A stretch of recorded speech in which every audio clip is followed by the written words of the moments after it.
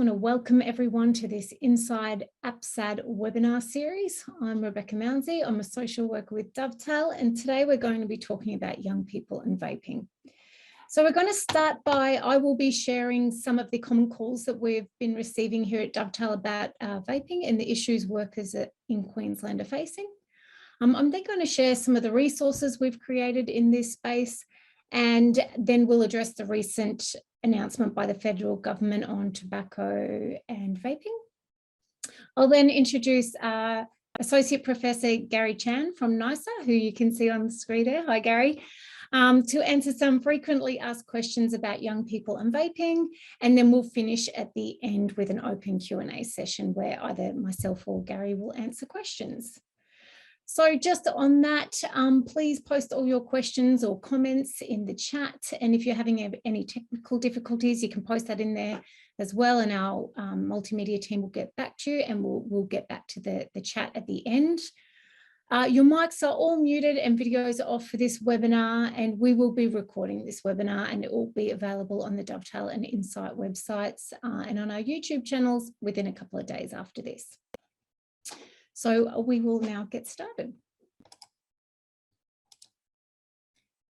But first, I would like to acknowledge the traditional custodians and owners throughout Australia and their continuing connection to land, water, culture, community, and their knowledge passed down from generation to generation.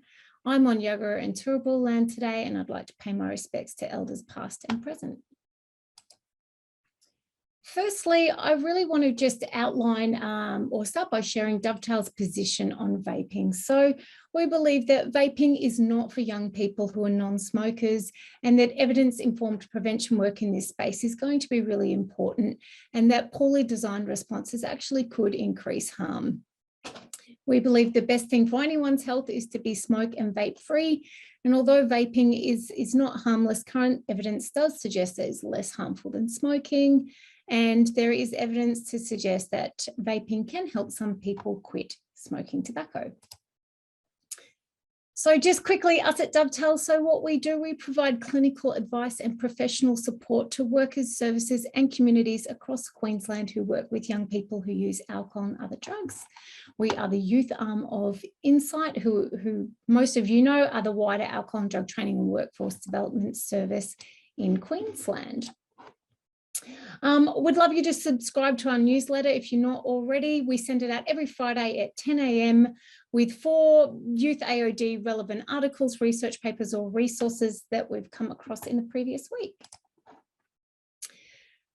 So I'll get into it now. You can see from this graph here the calls we've had about vaping from workers in Queensland. And so on the left there, you can see prior to 2021, we had very few calls. They were quite spread out, and they were really things like, you know, what is vaping?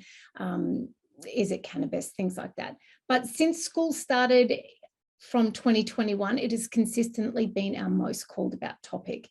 And so most of these workers are from a school setting. And so a lot of what I'll talk about today is specifically about young people who are under 18. And so what I'm going to do is run through a few of the common calls that we get and talk about some of the issues that workers are experiencing in this space. You know, what other things can be done instead, and what resources we've created to support workers in this space. So the first call here is, we've had a group of students called Vaping at School. Can you come and speak or recommend a speaker to do a presentation on assembly on the harms of vaping? And so this sort of request has actually come to Dovetail for years on different drugs like cannabis and alcohol. So it's not actually unique to vaping. But what it does is it does highlight a bigger problem that we might have here in Queensland. And I'll expand on that a little bit in the next slide. But before I go on, we can categorize this request as a prevention type request. So the feel we get from these types of calls is, you know, we want to get on top of this problem really quickly, and we think if we do a presentation on the harms that, you know, it'll help to prevent this behavior from spreading. But as I mentioned, this is not a new call for Dovetail, and it's why we created the schools guide that you can see on the screen now. So this is based on the evidence associated with the whole school approach to alcohol and other drugs in school. But what we find, though, is that actually very few schools implement this evidence-based whole of school approach.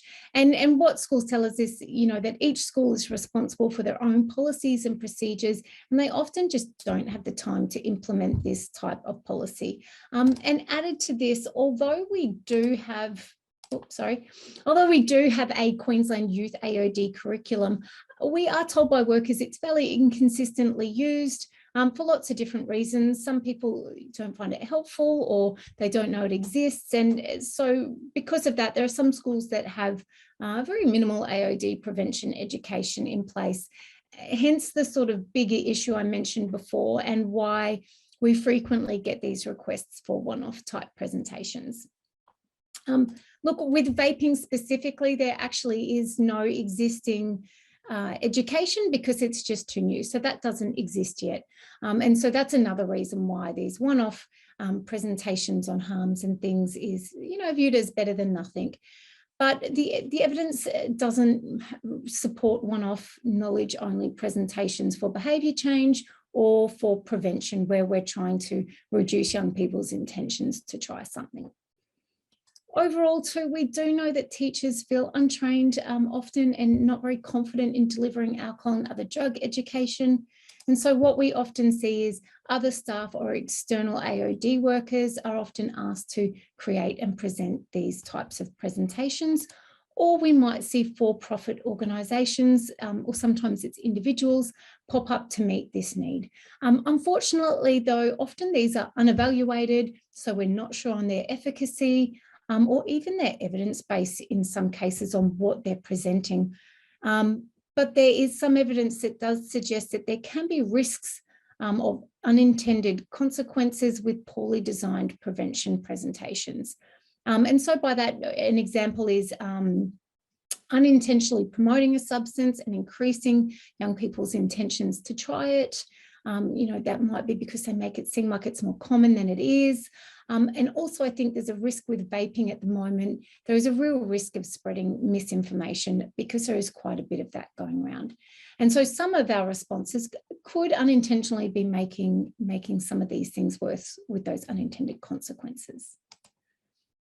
And so along with our schools guide, which you saw on the previous screen, which you can order for free on our website through this QR code, we've created this extra page to slip into this guide, which does specifically address vaping and some of the things that might be helpful and not so helpful. So overall, we're suggesting that vaping education is delivered within a health curriculum, potentially where there's already discussions going on around smoking, not as a one-off special presentation, avoiding external presenters or the use of scare tactics. Also, I'd just like to shout out and mention the Positive Choices website, where they host evidence-based school AOD resources. There are a few bits and pieces on there around vaping. Hopefully we'll see more in the future. But I do know that they are currently, there is an evaluation underway on the Our Futures vaping education program by our friends at the Matilda Centre. So that's only just started, so that'll take some time, but we look forward to seeing that in the future.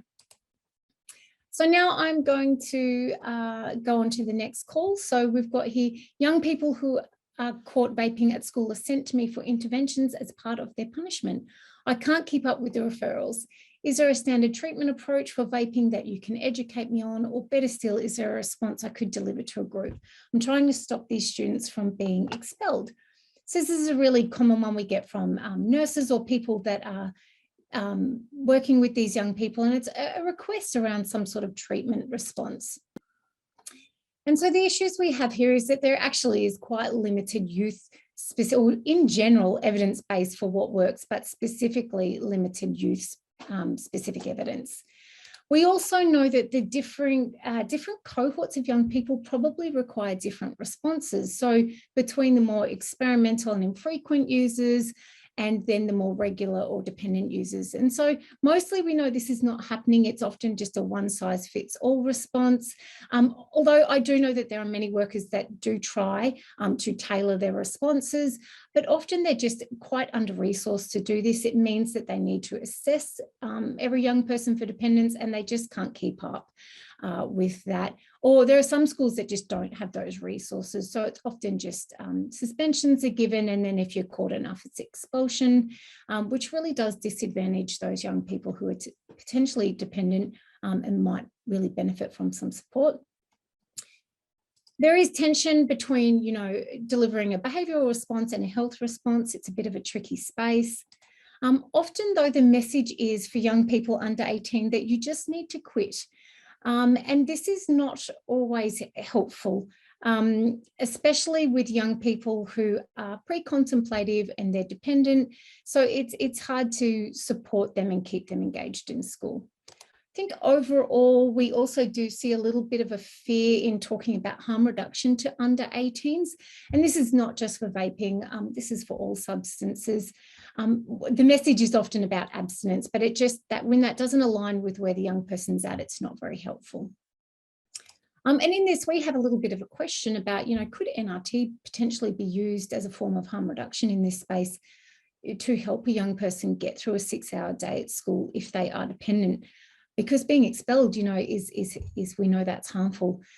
NRT definitely has some limitations when it comes to young people, and I'll talk a little bit more about that later, but it's a question that we have about, could this be an option? We also find that there are limited suitable referral pathways for young people. So workers will tell us young people don't necessarily want to speak to a stranger on a service like Quitline, even though they do really great work. But young people sometimes don't want to call them, if they're not ready to quit. And they might not feel comfortable speaking with a GP. And so then what we're finding is lately we've been hearing about a lot of pressure being put on youth AOD services to see young people who vape and young people who only vape.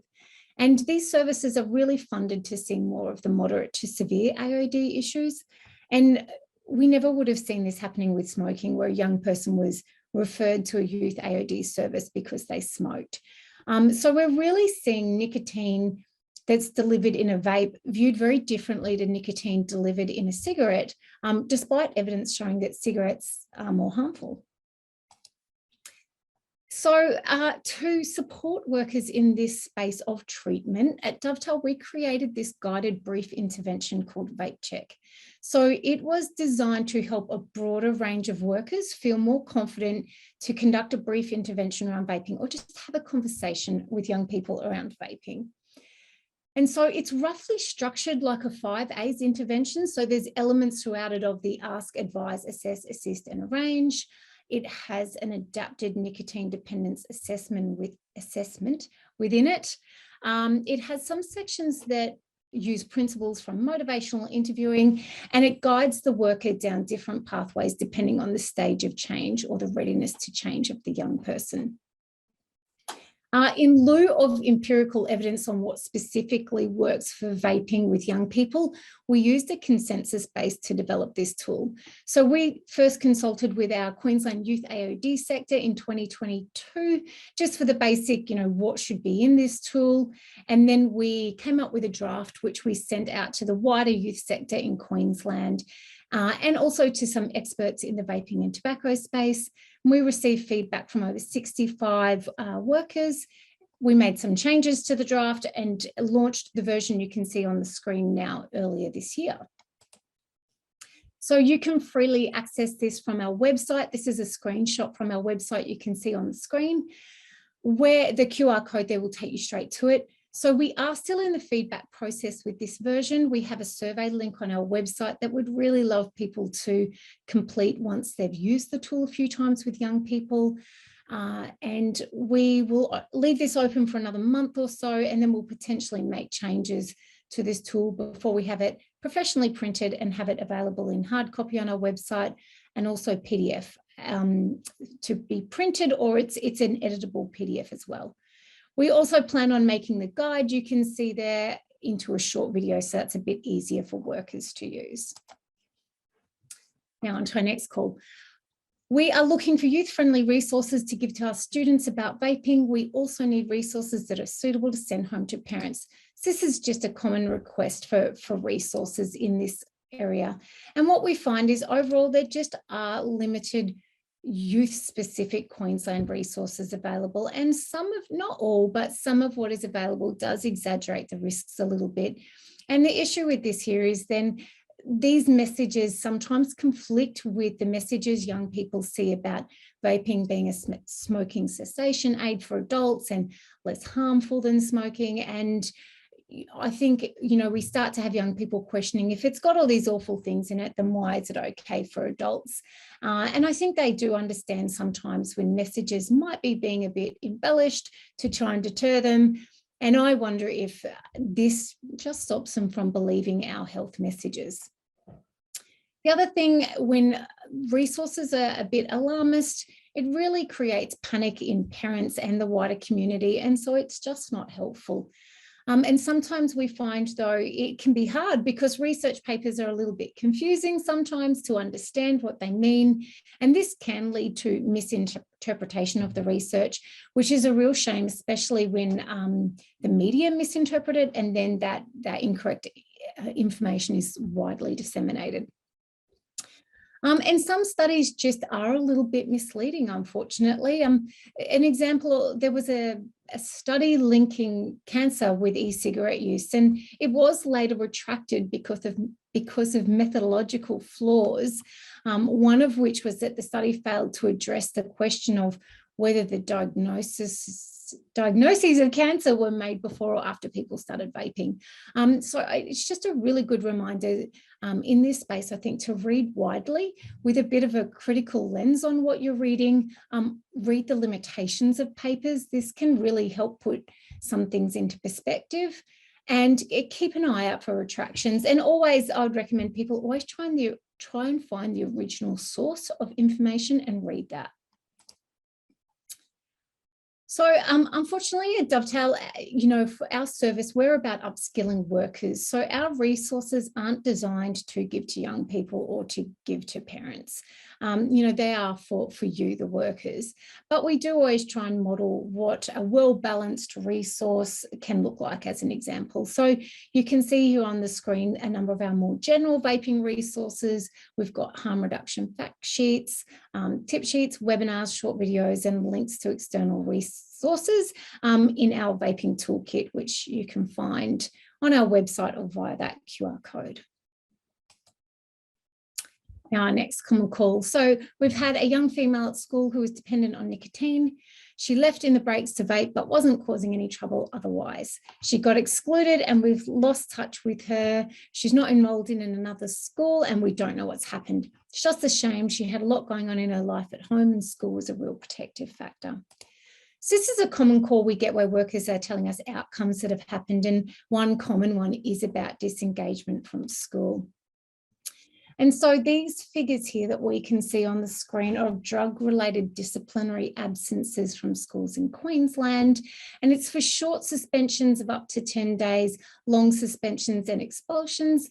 The graph doesn't actually break down the incidents that are only involved with vaping, but we can see that sharp spike does really align with when we know vaping started to get popular in Queensland.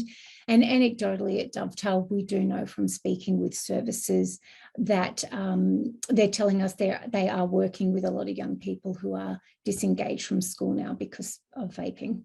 So I think this area of disengagement from school should be seen as a real harm to young people that, you know, potentially with better responses that we could look at trying to avoid. Now I want to just briefly address the recent federal government announcement on their action to smoking and vaping. And so I'll let you read on the screen. Most of you, I think, probably would have seen what the announcement was, what they're proposing. And so the details with this are still very unclear. We don't know what it's going to look like on the ground or when all of this might happen. So, but on the surface, all the things here that we can see do appear to make sense. With what they're suggesting. However, I want to briefly outline some possible unintended outcomes or consequences that we should potentially think about. So if we look back in our AOD history, we know that sometimes limiting access to a drug is often not always a successful strategy. So in the past, this has led to black markets where products are just sold illegally. Or the other thing is we see changes to the way the products are labelled and a continuation of retail sale. So there's a good example of this with amyl nitrate. So that's an inhalant commonly used in the party scene or to enhance sexual experiences. And it's always been illegal to supply in Queensland, yet it's always remained available in retail outlets. And so this because it was just sold as different things. So initially it was video head cleaner. You can see an example on the screen there. When videos were phased out, we then saw DVD cleaner come around. Then when we got rid of DVDs, we saw things like room odorizers and leather cleaners. So with this suggestion of banning disposable vapes, we may actually find that these products reappear on the market just as something different, completely labelled as a different product. The other outcome is possibly we might see some displacement, and this is where young people move to using another similar product. Unfortunately, again, in history, we have seen that this can sometimes be a product that is more harmful. So a good example of this is in San Francisco, they did a complete ban of all flavors in tobacco products. And so the outcomes of this was it did lead to some reductions in the use of flavored products, but it also led to an increase in cigarette use. And also, interestingly, most users reported that despite the bans, they were still able to quite easily obtain flavored tobacco products in multiple ways. So I've got a link on the screen there if anyone's interested in reading that study. Now, I know the government intends to increase tobacco prices to try and avoid this switch to smoking by making cigarettes more expensive. However, we currently have a really booming black market for illicit tobacco. And so we could see a bit of a switch to people smoking. This might more likely be people that have previously smoked. But this would be an extra bad outcome because illicit tobacco, otherwise known as chop chop, can increase risks of harm just because of things like mold and fungi that might be in that tobacco if it's not processed properly, which can cause a range of other health issues.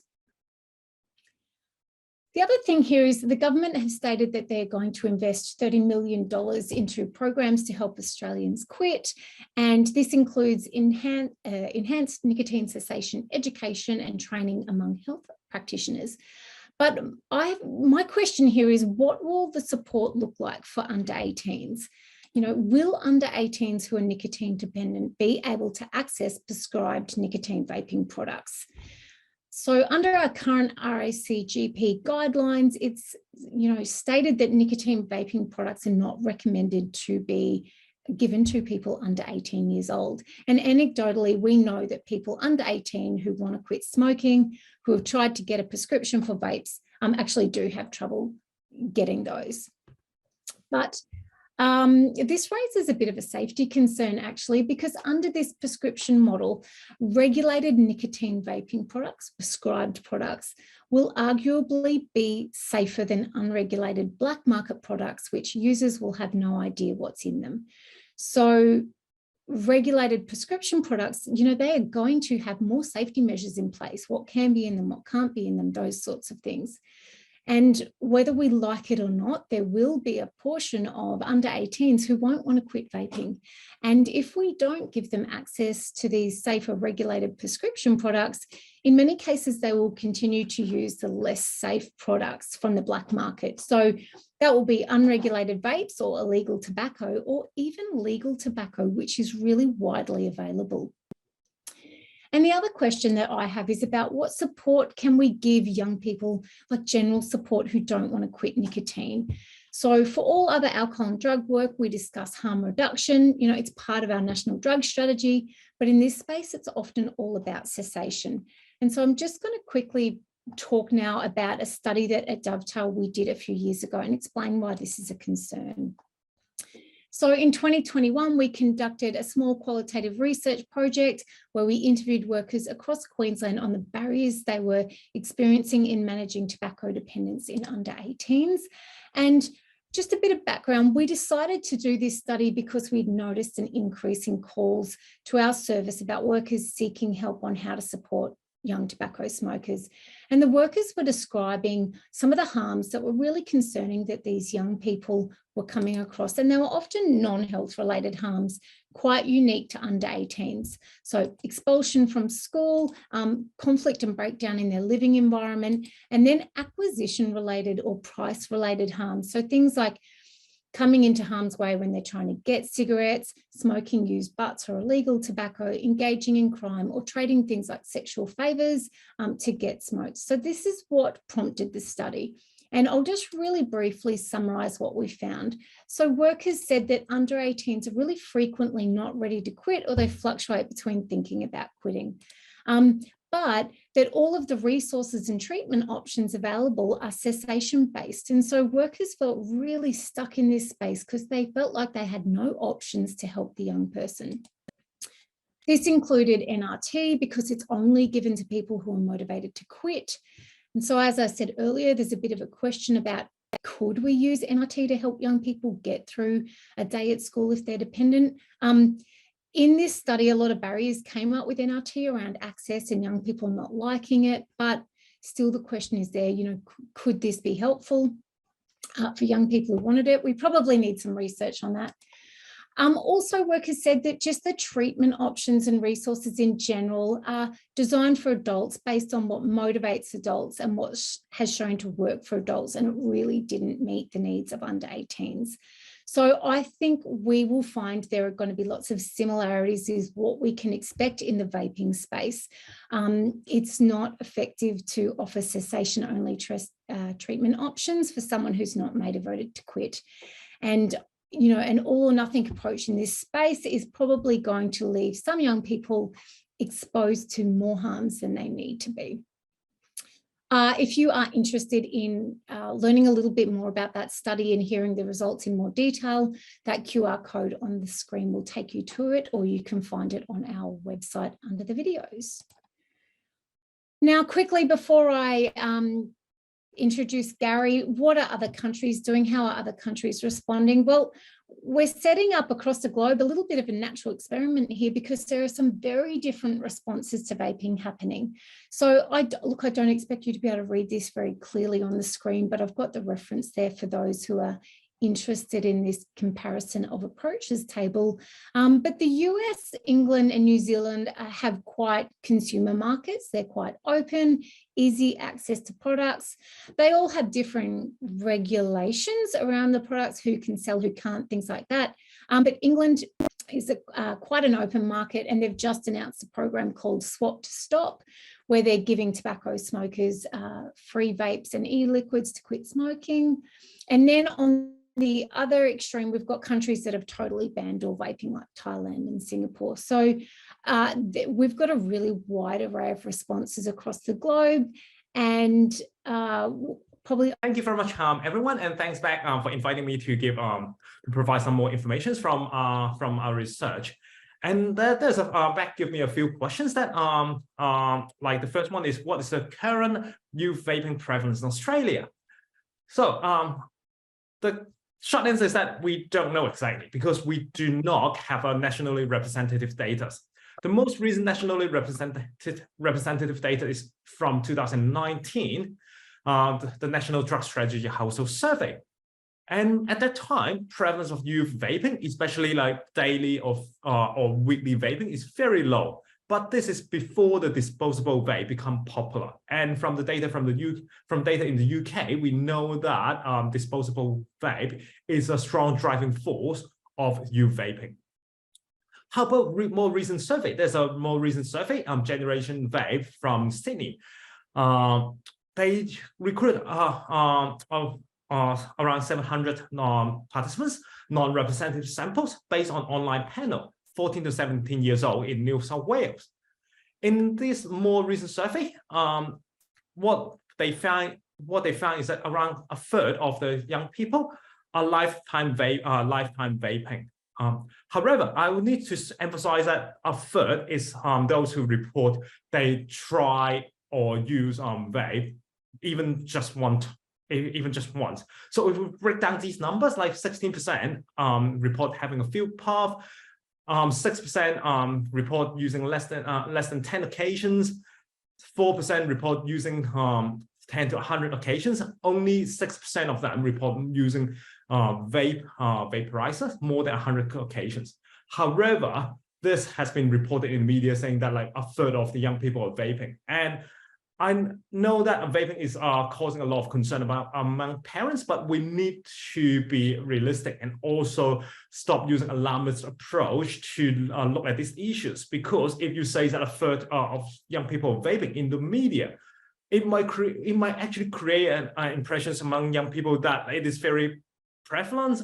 Everyone is doing that, and it kind of reinforcing that social norm among young people. That's something that we don't want. All right, next. All right. However, having said that, we will need to closely monitor the issues about vaping, like especially we need to have more timely data.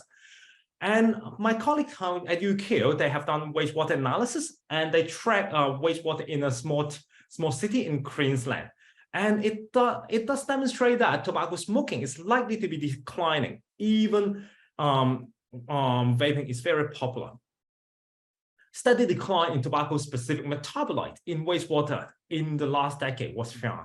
However, nicotine consumption started to increase at around 2018, and nicotine vaping is likely to be the main culprit. So what my colleagues done is that they look at the metabolite and residuals in wastewater. They identify the metabolites that is specific to tobacco leaves, for example, and then they also look at overall nicotine consumptions. What they find is that this tobacco smoking is very likely to be continued declining. But in 2018, they also find that nicotine consumption has been increasing.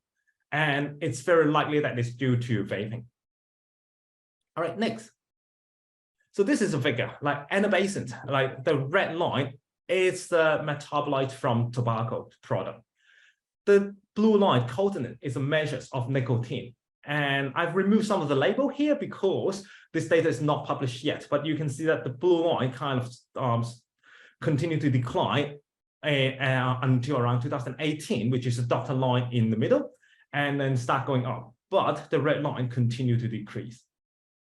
All right, next. So we're on to our next question now. And there has been a lot in the media. We keep hearing this, young people are 3 times more likely to smoke, suggesting that vaping is a gateway to smoking. So I know you've done a lot of research in this area. So can you tell us what you found? Yes, of course. Like the second question is vaping gateway to smoking. I think, yeah, it is the answer to the question seems to be a little bit blurry from the media, because there's a message saying that it is a gateway to smoking, and young people who vape are 3 times more likely to start smoking at some later time point. But my research and some other research overseas, they demonstrate that this claim is probably exaggerated. Next fact. The gateway hypothesis is very popular among the media, policymakers, and some researchers because it's a very simple explanation. It can be understood very easily. Everyone can understand that, and it appears to be consistent with anecdotal story. Next. However, the answer to the gateway hypothesis is not that simple. The estimate 3 times more likely. It's likely that estimate is grossly exaggerated. This is only associations, and how unfortunately these associations has been reported as a causal effect. As you can see from my earlier slide, there seems to be no evidence of gateway effect at a population level. What we actually find is that vaping is likely to be displacing smoking. And this is more consistent with the data from the New Zealand and from the US. Because if vaping is a gateway to smoking, we would have seen smoking rates skyrocketing by now, especially according to media, a third of young people are vaping now. But we didn't really see that smoking continue to reversing the trend, a declining trend. Smoking continued to decline, as demonstrated by the more recent wastewater analysis and also support the displacement hypothesis is supported by data from the UK, US, and also New Zealand, where they have a more established e-cigarette market. Like this is a figure of from one of my recent study, my PhD study. And it shows that the blue line, the data is from 2 large data sources in the United States among young people. And as you can see, there's a strong increase in vaping. However, smoking continued to decrease. And similar trend is also reported in New Zealand and UK. And I've done a very recent study on looking at, especially trying to understand whether the association is due to a gateway effect or common liability. And the most technical discussions of that is published in this paper. All right, next. And actually the gateway hypothesis defies logic as well. In the past, this might be true because vaping devices are not as good as combustible cigarette at delivering nicotine. But modern device can deliver nicotine as efficient as combustible cigarette. And it also comes with much palatable flavor. You can have like a wider range of flavor and it's much cheaper. And in this sense, it defies logic, like because if we have a product that is clearly superior to combustible cigarette, and it's cheaper, it comes with a lot of much better flavor, there's really no reason for young people to switch to smoking. So why it is important to look at this gateway hypothesis? Because misinformation can weaken the credibility of national and state agencies. Other health message could be undermined. And young people are not stupid. They can see how many of their friends switch smoking firsthand. And if they see that none of their friends switch to smoking, then would they continue to trust the other health message that is promoted by our national and state health agency? Truthful information is needed to help young people to make informed choices. Health message need to be backed by evidence. With nicotine vaping, we can focus on the problem from nicotine addictions because it is one of the key issues. Like it's not debatable. Like young people who use electronic cigarette, they are at a much higher risk for developing nicotine addictions, which is not something that we would like to see. Next slide. And also, we will need to be aware of the self-fulfilling prophecies. Further crackdown of vaping without increasing treatment services might push those who are already addicted to nicotine from vaping to the most dangerous form of nicotine, which is combustible cigarette. What will happen if those who are addicted to nicotine vaping suddenly lose access to the nicotine vape? One of the solutions for some of these people could be switch to another widely accessible product, which is combustible cigarette. And this is something that we don't want. So as Beck already mentions, we would need to consider services that provide nicotine replacement therapy, including nicotine vape to young people, to prevent them switching from vaping to deadly alternative, which is combustible cigarette. All right, next slide. Excellent. Thank you for that, Gary. Our next question here is, something I know that people are really concerned about, which is that, nicotine from vapes or tobacco causing damage to the developing brain, or increasing their susceptibility to using other drugs in future. But I do know that some of this research is a bit contested. So can you explain that to us and talk about why that is? Yep, sure. All right, so again, there's no clear evidence on human that nicotine would damage the brain. However, animal models suggest that exposure to nicotine might have adverse impact on neural development. But these studies these animals that use very high dose of nicotine. And also it is unclear if the impact is irreversible. There's strong association between smoking and worse mental health in epidemiological study. It is unclear how much this association is causal because, for example, we often hear that smokers they smoke because of life stress, they self-medicate for their mental health issues. And also it's unclear if nicotine is the main culprit because there's also other 7,000 harmful chemicals in combustible cigarette. Next slide. And there's some association between smoking and lower IQ. This is a study done by my other PhD student, Gigi Vu. Smokers' IQ on average were around 5 points lower than non-smokers. However, this is based on cross-sectional study. The causation is unclear. The temporal sequence is unclear. Long-term longitudinal study. How about long-term longitudinal study? It seems that smokers' IQ is also slightly lower, but the effect size is very small. And there's a lack of comprehensive considerations of other confounding factors, such as like lower socioeconomic status, lower education level. So we don't really know what is the cause and what is the outcome. However, I would also emphasize that like nicotine is is likely to be a neurotoxin. So I would not want my young children to vape, of course. But like at the same time, we would need to stop using alarmist approach to send the message to young people that like things that might not be backed by science, because it could undermine other health promotion messages from the health agency. Again, like nicotine is highly addictive. That's something that we need to focus on. Vape also contain a cocktail of harmful chemicals. The best options we need to tell young people is not to vape, but we should not exaggerate the harm.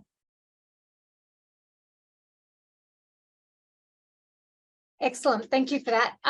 So this is going to be our last question to you before we open up to open question and answer. And this, I mean, we've answered this a little bit along the way, but there has been a lot of really scary things in the media lately. There's been a lot going on around vaping. So, and I know that sometimes when we see a paper that talks about the harms, it can be easy to think, you know, oh, things have changed, but has the evidence changed? Are we still confident that smoking is less harmful? Sorry, that vaping is less harmful than smoking? Yes, the answer seems to be a yes to these questions, and the evidence seems to be quite strong. If you look at the harmful chemical in nicotine vape, for example, there's again like it is a cocktail of harmful chemicals, but the number is around like 200 harmful chemicals, too harmful.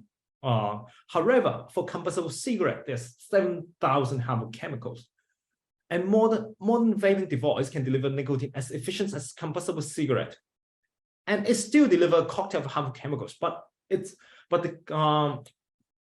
number of harmful chemicals is much less than combustible cigarette. Next, and there's also a new report from England. There's an update of the evidence of the exposure to harmful chemicals. And this is a slide taken from that report. Like at the top is the exposures. Like if we use the benchmark smoking is 100%, we can look at what are the exposures of these similar harmful chemical among non e-cigarette users and non-smokers, and also users of electronic cigarette. You can see that the exposure seems to be much lower than smoking, which is stand at 100%. However, we can also see that the exposures of harmful chemicals from electronic cigarette from vaping is also slightly higher than non-users. Bear in mind that among non-users, it's not absolute zero, because a lot of these harmful chemicals are in our environment anyway, where we are exposed. This is just living in a modern world, unfortunately. All right, next, this is another slide about another harmful chemical, biomarkers of another harmful chemicals in urine samples. As you can see, smoker exposures among smokers is 100. If 100% we use that as a benchmark, we see that like the exposures to these harmful chemicals among vapors seems to be slightly higher than non-smokers, but it's still much lower than smokers. All right, next. And there are substantial health benefits for smokers if they completely switch from smoking combustible cigarette to nicotine vaping. And there's also good evidence that nicotine vaping can help smokers stop smoking combustible cigarette. And these evidence summarized in the gold standard of evidence for clinical trial, which is Cochrane Library. And if you're interested in this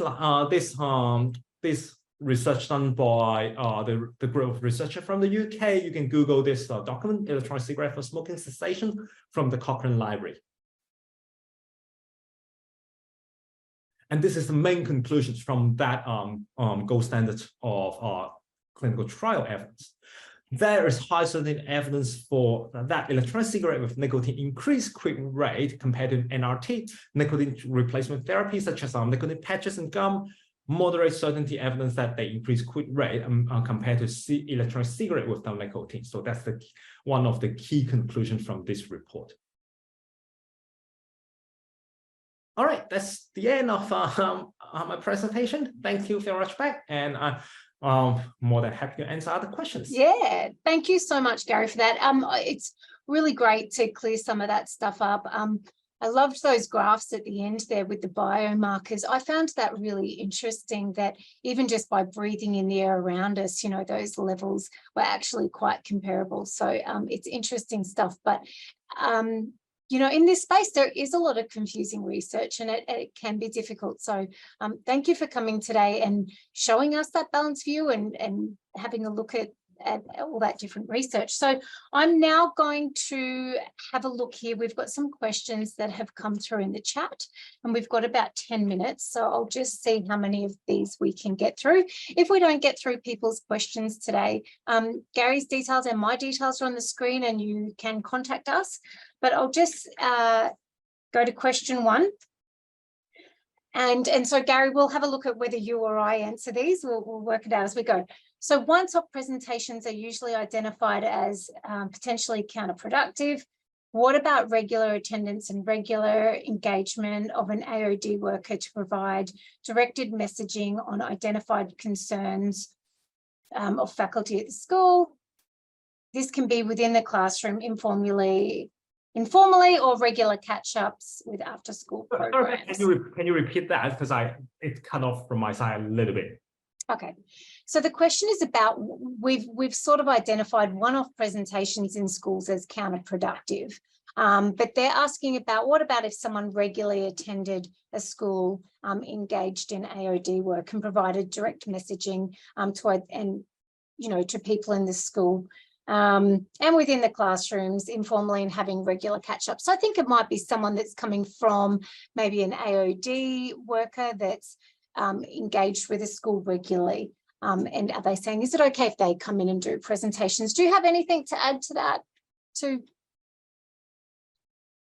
Yeah, I definitely agree that once-off presentation at school is not probably very helpful. Like the preventions of vaping shouldn't be considered as a separate issue. It should be better incorporated with other AOD educations. Like, say, for example, we've dealt with these issues like 10 years ago with alcohol, when binge drinking is quite prevalent among young people. And one of the solutions is that we build a lot of targeted information but into AOD education. So if we can do the same thing for vaping, like we incorporate education material from vaping and also smoking into existing AOD educations and also services. Yeah. And look, I'll just add to that. I mean, from our perspective, we sort of, the evidence supports that it's that ongoing education. And I think what this question is suggesting, that if they're ongoing into the school, but there is also evidence suggesting that, the best people to present this education is the teachers from within the curriculum. However, I do know that sometimes in smaller towns and regional areas, the AOD workers are often asked to come in and do this. And so it really might just be about being careful about, if you are going into schools, what you are presenting. We want to be careful that we're not presenting, certain information to young people that don't already know it. So because there is that risk of unintended consequences. So sometimes it might be thinking about, is what we're intending on deliver developmentally appropriate? We might want to do different things for different age groups. Sometimes it's just talking more generally about helping a mate, being safe, the recovery position in general, about safety around drugs and alcohol. And we'd always encourage, if people are going into schools that are from an AOD setting, maybe they're doing more of that one-on-one work. So I hope that sort of answers that question for that person. Question 2 here is about, given the concentration of nicotine salts in disposable vapes and the affinity of nicotine delivered by vapes on the nicotine receptors, can other NRT options such as gum, lozenges or spray actually provide enough of a nicotine hit to provide relief from cravings associated with vaping? So do you have an answer for that? Yes. Yep. Nicotine vape does deliver nicotine more efficiently than other NRT products such as gum and spray. So like that's one of the key reasons why nicotine vape is much more effective than other NRT product in helping smokers to quit their combustible cigarette, because modern vaping device can now deliver nicotine as efficient as combustible cigarette. But like other NRT options, like such as gum, they kind of like deliver nicotine more slowly. So like it's not, sometimes like smoker doesn't find it satisfying in relieving their cravings, for example. Yeah. So my understanding of it too is that, you know, they're not going to get that hit. It's more slow release. It's more effective if they use a combination of like a patch and then shorter release.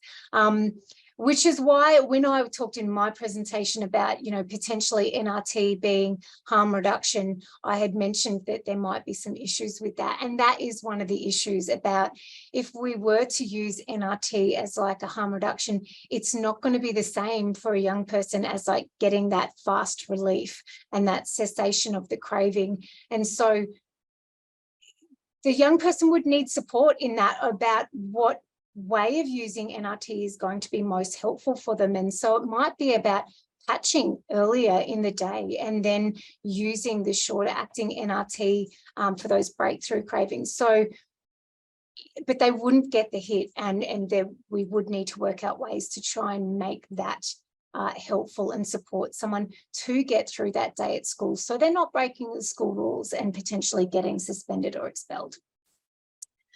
Hopefully that answers that. We probably have maybe time just for one last quick question. Gary, this might be for you. Are there known health effects from regular vape use? Do you know of any besides, I know of some short-term ones, but do you want to answer that before we wrap up? Yes, unfortunately, we don't know whether what are the long-term health effects, because like vape is quite a recent product. Like even for the very deadly combustible cigarette, like the long-term health effect was not known until like 10, like 20 years, 30 years down the track. But like, of course, I would not suggest, like I think I would, of course, say that like vaping among anyone, not just young people, if you're not a smoker, it is harmful because it contains that 200, 300-ish like harmful chemical. You don't want that inhale that into your lung. But again, for smokers, that could improve their health if they completely switch from combustible cigarette to vape. Yeah. And the sort of known, I guess, health effects from regular vaping that I know of at this point, those longer term ones you're right, are not known, but in the shorter term, it's been things like throat irritation, cough, headache, some of those sorts of things that what are the known short-term harms. Yep. Yeah. Excellent. That is all the questions that we've got there. Oh, hang on. There's one that I'm not sure if you'll know the answer to this. How do we determine NRT milligram subscribing compared to vapes?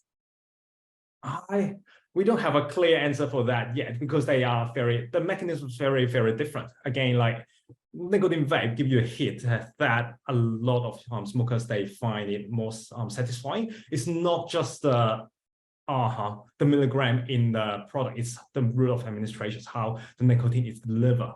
Like you can have patches, you can use double patch, but like at the same time, like because the mechanism is different, like the nicotine, if the nicotine is soft through the skin, it just doesn't give people the hit. Yeah, and am I right in thinking it's a little bit of a trial and error? So if we're trying to get someone the right level of nicotine, it's about patching them until they're finding that that works for them and that holds them, and using that combination of long and short acting and just trial and error to find what works. And that actually with nicotine replacement therapy, that it's quite safe to do that. Would you agree? Yeah. Of course. Yeah. I guess like a lot of these things that they the client themselves, they would need to experiment themselves. Like all the science we have here is just like we take data from a whole lot of large samples, so it's just on average that would work. That would like what we're saying is that like vaping on average would help people better than NRT. Like some people find that. Yeah, because again, that's data from hundreds or thousands of people. So like I won't rule out the possibility that some people would find that NRT might work better for them than vaping device. Yeah. Excellent. Well, look, that is all we have time for today. We're bang on 11 o'clock. So thank you so much for joining us, Gary. We really appreciate your time and your expertise on this matter. If there's questions that we didn't get to, we can try and get to you personally. But thank you so much for joining us, everyone. And we'll see you at the same time next week for the next week's Insight AppSat webinar.